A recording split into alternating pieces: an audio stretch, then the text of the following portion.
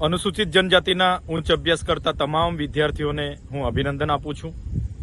તમારો બધાનો સાથ અને સહકાર અને મોડા પણ ગુજરાત સરકારે પોતાની ભૂલ સ્વીકારીને પુનઃ ભારત સરકાર પુરસ્કૃત પોસ્ટ મેટ્રિક શિષ્યવૃત્તિની યોજના ચાલુ કરવા આજે પરિપત્ર બહાર પાડ્યો છે, ત્યારે એમનો પણ હું આભાર વ્યક્ત કરું છું.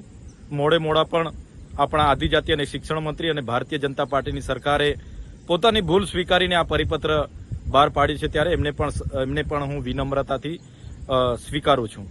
સાથીઓ, આપ સૌ જાણો છો 1/7/2010 રોજ કેન્દ્ર સરકારે અનુસૂચિત જનજાતિના વિદ્યાર્થીઓ ઉચ્ચ અભ્યાસ કરી શકે એના માટે પોસ્ટ મેટ્રિક શિષ્યવૃત્તિની યોજના ચાલુ કરી હતી.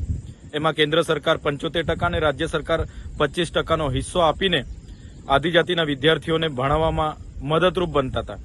ત્યારે 28/10/2024 રોજ ગુજરાતની ભારતીય જનતા પાર્ટીની સરકારે આ સ્કોલરશીપની યોજના અચાનક બંધ કરી દીધી. ત્યારબાદ અમે વિદ્યાર્થી નેતા એવા યુવરાજસિંહ જાડેજા સાથે સૌપ્રથમ બિરસા મુંડા ભવનનો ઘેરાવો કર્યો. ત્યારે પણ હજારો વિદ્યાર્થીઓ અમારા સહકારમાં હતા. બાદમાં અમે વિધાનસભાનો ઘેરાવો કરવાનો પ્રયાસ કર્યો. ત્યારે પણ હજારો વિદ્યાર્થીઓ અમારી સાથે હતા અને અમારી અટકાયત થઈ.